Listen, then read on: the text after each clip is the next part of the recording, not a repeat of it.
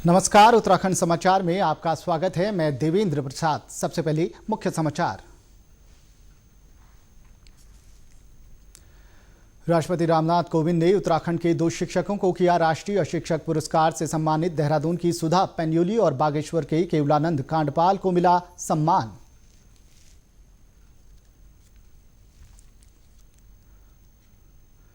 शिक्षक दिवस पर देहरादून में पढ़े दून बड़े दून अभियान की शुरुआत। जिलाधिकारी आशीष श्रीवास्तव ने कहा, आगामी गणतंत्र दिवस तक जिले को 100% साक्षर बनाना है लक्ष्य।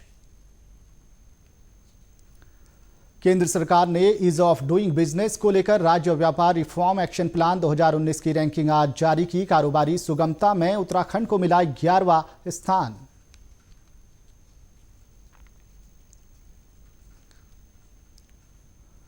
और मुख्य सचिव ओम प्रकाश ने आज केदारनाथ में चल रहे पुनर्निर्माण कार्यों का किया निरीक्षण। तय समय के भीतर सभी निर्माण कार्य पूरा करने के दिए निर्देश। अब खबरें विस्तार से। शिक्षक दिवस पर आज उत्तराखंड के 2 शिक्षकों को राष्ट्रीय शिक्षक पुरस्कार से सम्मानित किया गया। वीडियो कॉन्फ्रेंसिंग के जरिए हुए कार्यक्रम में देहरादून के कालसी एकलव्य मॉडल आवासीय विद्यालय की शिक्षिका सुधा पेन्यूली को राष्ट्रपति रामनाथ कोविंद ने सम्मानित किया। सुधा अंग्रेजी की शिक्षिका हैं और ज्यादातर सेवा उन्होंने प्रदेश के दुर्गम क्षेत्रों के स्कूलों में दी है। उन्होंने आदिवासी छात्रों के विकास के लिए एकलव्य विद्यालय में जन्म दिवस बगिया, एकलव्य जनजातीय संग्रहालय, कौशल विकास कार्यशालाएं सहित कई तरह की पहल की है। सम्मान मिलने के बाद सुधा पेन्यूली ने साथी शिक्षकों को समय के साथ अपडेट रहने का संदेश दिया। बने हैं और जब हम अपनी चॉइस से टीचर बने हैं तो हमें ये देखना चाहिए कि समाज में जो शिक्षक वर्ग है उसको बाकी सभी प्रोफेशन से कहीं ऊंचा दर्जा प्राप्त है। तो उस गरिमा को कायम रखते हुए हम एक और अपनी सब्जेक्ट नॉलेज को अपडेट करते रहें टेक्नोलॉजी के विकास के साथ साथ, और दूसरी तरफ पूरी ईमानदारी से और फुल डेडिकेशन के साथ हम अगर अपनी ड्यूटी करते हैं तो निश्चित रूप से हमारे जो प्रयास हैं वो सफल होते हैं। वहीं बागेश्वर के शिक्षक डॉक्टर केवलानंद कांडपाल को भी आज राष्ट्रपति ने शिक्षक पुरस्कार से सम्मानित किया। उन्हें ये पुरस्कार लड़कियों की शिक्षा में विशेष योगदान के लिए दिया गया। डॉक्टर कांडपाल ने ग्रामीण क्षेत्रों में मां बेटी सम्मेलन के जरिए लड़कियों को स्कूल न छोड़ने के लिए प्रेरित किया। वो कहते हैं कि इस पुरस्कार के मिलने के बाद उनकी जिम्मेदारी भी बढ़ गई है। मेरा विद्यालय अति दुर्गम क्षेत्र में अवस्थित है, जो मुख्यालय से 29 किलोमीटर दूर है। उस विद्यालय में मेरे द्वारा किए गए प्रयासों को इस पुरस्कार से मान्यता मिली है। और एक और बात से मैं हर्षित हूँ कि इस पुरस्कार को प्राप्त करने के लिए मैंने उत्तराखंड राज्य का प्रतिनिधित्व किया और विशेषकर जनपद बागेश्वर का उसमें प्रतिनिधित्व हुआ है और एक दुर्गम क्षेत्र में अवस्थित विद्यालय को इससे मान्यता मिली है। इस पुरस्कार को पाने के बाद मेरी जिम्मेदारियाँ निश्चित रूप से बढ़ जाती हैं और ये पुरस्कार मुझे भविष्य में अपने काम को सतत रूप से जारी रखने के लिए निरंतर प्रेरित करता रहेगा। शिक्षक दिवस पर आज राष्ट्रपति रामनाथ कोविंद ने देश के सर्वश्रेष्ठ 47 शिक्षकों को उनके उल्लेखनीय योगदान के लिए राष्ट्रीय पुरस्कार प्रदान किए। इस अवसर पर उन्होंने कहा कि शिक्षक वास्तविक राष्ट्र निर्माता है। देहरादून में 100% साक्षरता हासिल करने के लिए आज पढ़े दून बड़े दून कार्यक्रम की शुरुआत की गई है। शिक्षक दिवस के मौके पर यह अभियान शुरू किया गया। जिलाधिकारी डॉक्टर आशीष श्रीवास्तव ने कहा कि जिले में कराए गए सर्वे के आधार पर अभी तक 19,122 लोग चिन्हित किए गए हैं। इन सभी लोगों को साक्षर बनाना है। इसके लिए आज एक पोर्टल भी लॉन्च किया गया है। ऐसे लोग जो इस कार्यक्रम से जुड़ना चाहते हैं और आसपास रहने वाले लोगों को पढ़ाना चाहते हैं, वे इस पोर्टल पर रजिस्ट्रेशन करा सकते हैं। जिलाधिकारी ने कहा कि आगामी गणतंत्र दिवस तक देहरादून को पूरी तरह साक्षर बनाना उनका लक्ष्य है। हम आज एक पोर्टल लॉन्च कर रहे हैं। उस पोर्टल को लॉन्च करने के बाद जो भी वॉलंटियर करना चाहता है ऐसे लोगों को पढ़ाने के लिए, जो लोग अभी साक्षर नहीं हैं, इनमें से बहुत सारे लोग ऐसे हैं जो कि काफ़ी एज के हैं, तो उन लोगों को भी पढ़ाने के लिए कि हम कोशिश ये कर रहे हैं कि जब अगला गणतंत्र दिवस हम मनाएं तो उस गणतंत्र दिवस के दिन हमारा जनपद जो है पूरी तरीके से साक्षर हो, 100% साक्षरता इसके अंदर हो।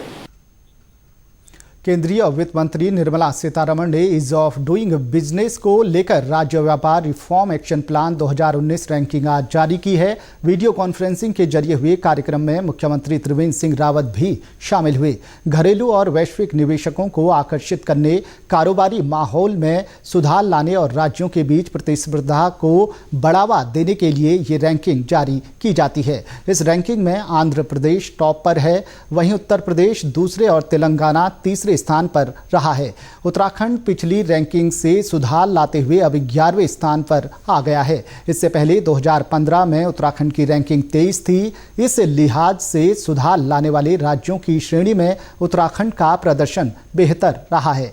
केंद्रीय मंत्री निर्मला सीतारमण ने कहा कि कुछ राज्यों ने कारोबारी माहौल सुधारने के लिए उल्लेखनीय कार्य किया है। केंद्रीय मंत्री पीयूष गोयल ने कहा कि ease of doing business ranking राज्यों द्वारा किए गए प्रयासों को दर्शाता है। जिन राज्यों ने कारोबारी सुगमता के लिए अच्छा प्रदर्शन किया है, उन्हें राज्य सकल घरेलू उत्पाद का 2% अतिरिक्त ऋण लेने की अनुमति मिलने में सहूलियत होगी।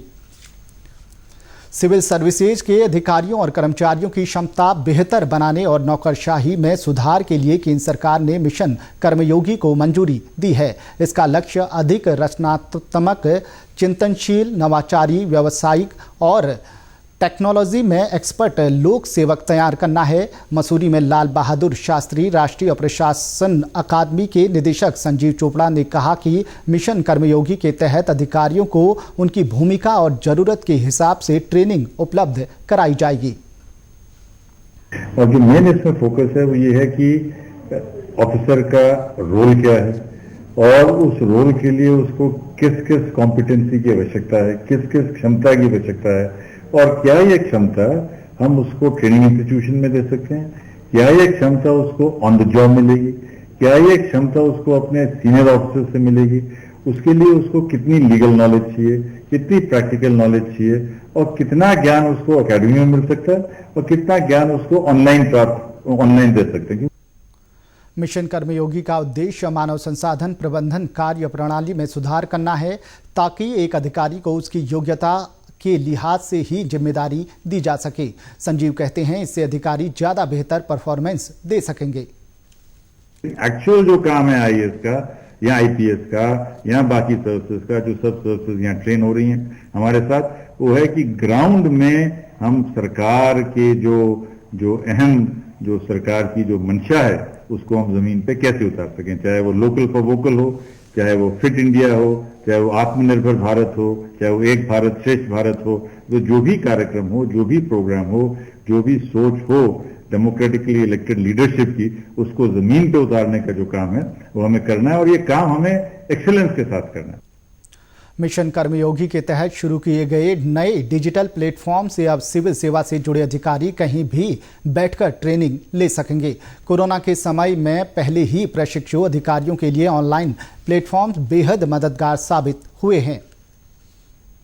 मैं तो कहूँगा कि एक ट्रेनिंग में एक नया आयाम, एक नया स्वरूप आया और हमने बहुत इंस्टीट्यूशंस के साथ ऑनलाइन कनेक्ट भी किया है और हमारे जो ट्रेनिंग ऑफिसर्स हैं वो फील्ड में काम कर रहे हैं, जियोग्राफिकल इंडिकेटर्स पे काम कर रहे हैं, ब्रिक किल्स पे काम कर रहे हैं, स्वच्छ भारत पे काम कर रहे हैं, मनरेगा की स्टडीज देख रहे हैं। तो यस इम्पैक्ट तो हुआ है, लेकिन हमने ऑनलाइन ट्रेनिंग की वजह से, ऑनलाइन टीचिंग की वजह से इस इम्पैक्ट को काफी मिनिमाइज हम कर पाए। मुख्य सचिव ओम प्रकाश, पर्यटन सचिव दिलीप जावलकर और रुद्रप्रयाग की जिलाधिकारी वंदना सिंह ने आज केदारनाथ में चल रहे पुनर्निर्माण कार्यों का निरीक्षण किया। निरीक्षण के दौरान मुख्य सचिव ने कार्यदायी संस्थाओं को हर हाल में तय समय सीमा के भीतर पुनर्निर्माण कार्य पूरे करने के निर्देश दिए। साथ ही 31 दिसंबर तक शंकराचार्य समाधि और पैसेज पूरा करने के निर्देश दिए। कार्यदायी संस्थाओं के प्रतिनिधियों ने बताया कि सरस्वती नदी पर आस्था पथ का निर्माण कार्य पूरा हो चुका है। घाट के लिए सीढ़ियां बन चुकी हैं और अक्टूबर अंत तक सौंदर्यीकरण का काम पूरा किया जाना है। घाट के आसपास बनने वाले 5 व्यू पॉइंट में से 3 पूरे हो चुके हैं। मुख्य सचिव ने कार्यदायी संस्था को सितंबर अंत तक बाकी 2 व्यू पॉइंट पॉइंट निर्माण पूरा करने को कहा। मुख्य सचिव ने केदारनाथ हेलीपैड के पास गढ़वाल मंडल विकास निगम के क्षतिग्रस्त 3 कॉटेज को 10 दिन के भीतर हटाने को भी कहा है। इस हेलीपैड का विस्तार किया जाना है ताकि यहां चिनूक हेलीकॉप्टर की लैंडिंग कराई जा सके। टिहरी में ऋषिकेश बद्रीनाथ नेशनल हाईवे 58 पर लगातार भूस्खलन हो रहा है, जिसके चलते पिछले करीब 1.5 महीने से तोता घाटी में हाईवे का एक हिस्सा पूरी तरह बंद है। आज जिलाधिकारी मंगेश घिल्डियाल ने यहां का निरीक्षण किया। उनके साथ भूवैज्ञानिकों ने भी सड़क की हालत देखी। जिलाधिकारी ने कहा कि वैज्ञानिकों से मिली रिपोर्ट पर ही ये तय किया जाएगा कि ये सड़क वाहनों की आवाजाही के लिए सुरक्षित है या नहीं। जिलाधिकारी ने बताया कि नेशनल हाईवे के अधिकारियों ने सड़क की मरम्मत के लिए 1 महीने का समय मांगा है। इस दौरान सड़क पूरी तरह बंद रहेगी। और यह भी विचार विमर्श हो रहा है कि 1 महीने की अगर परमिशन दी जाए तो NH द्वारा, क्योंकि आसपास के गांव में इमरजेंसी केसेस के लिए वहां पर एम्बुलेंस की तैनाती की जाए, अगर कोई गर्भवती महिला हो या कोई बीमार व्यक्ति हो तो उसको शिफ्ट करने के लिए वहां पर व्यवस्थाएं की जाए। इस संबंध में भी हम विचार विमर्श कर रहे हैं और जल्द ही इस पर निर्णय लिया जाएगा कि इसको 1 महीने का कंप्लीट क्लोजर NH को दिया जाना है या अथवा किसी दूसरे विकल्प पर विचार किया जाना है। ऑल वेदर रोड की कटिंग के दौरान तोता घाटी में भूस्खलन शुरू हुआ था, जिससे आसपास के गांवों के लिए भी मुश्किल पैदा हो गई है। उधम सिंह नगर के खटीमा की रहने वाली 2 बहनों की दिमागी बुखार से मौत हो गई थी। खटीमा में पहले भी दिमागी बुखार के मरीज पाए जा चुके हैं। जिलाधिकारी रंजना राजगुरु ने खटीमा का डोर टू डोर सर्वे कराने को कहा और 15 वर्ष से कम उम्र के बच्चों के 100% टीकाकरण करने के निर्देश दिए। उन्होंने मलेरिया और डेंगू की रोकथाम के लिए फॉगिंग के साथ ही साफ सफाई करने को भी कहा है। खटीमा का जो एरिया है पूरे ब्लॉक में डोर टू डोर सर्वे के लिए मैंने निर्देशित किया है, जो आज से शुरू भी हो गया है। उस सर्वे में किसी में कोई ऐसा सिम्टम तो नहीं है, बुखार तो नहीं है, ये पूरा सर्वे होगा। और इसके साथ ही ये भी सर्वे होगा कि 15 साल से कम 0 से 15 साल के बच्चे उनमें जिनमें जेई का टीका नहीं लगा है तो उनका भी हम लोग साथ साथ में सर्वे करा रहे हैं। तो ऐसे एनएम को सख्त निर्देश है कि ऐसे बच्चों का चिन्हांकन करें और वो हमें रिपोर्ट दें और ऐसे बच्चों को जो छूटे हुए हैं उनको तत्काल रूप से हम लोग टीकाकरण करा सकें। जिलाधिकारी रंजना राजगुरु ने जिला प्रशासन को समाचार पत्रों और अन्य माध्यमों से प्रचार के जरिए लोगों को जागरूक करने को कहा ताकि लोग अपने घरों के आसपास मच्छरों को न पनपने दें। उत्तराखंड के समाचारों में बस इतना ही। चलते चलते मुख्य समाचार एक बार फिर। राष्ट्रपति रामनाथ कोविंद ने उत्तराखंड के 2 शिक्षकों को किया राष्ट्रीय शिक्षक पुरस्कार से सम्मानित। देहरादून की सुधा पेन्योली और बागेश्वर के केवलानंद कांडपाल को मिला सम्मान।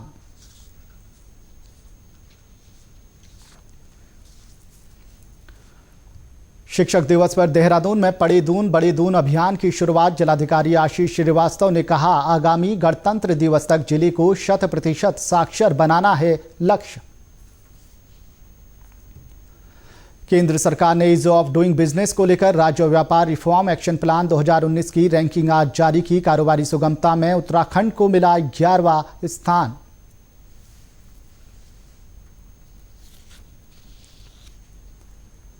और मुख्य सचिव ओम प्रकाश ने आज केदारनाथ में चल रहे पुनर्निर्माण कार्यों का किया निरीक्षण। तय समय के भीतर सभी निर्माण कार्य पूरा करने के दिए निर्देश। इसी के साथ समाचार समाप्त हुए। नमस्कार।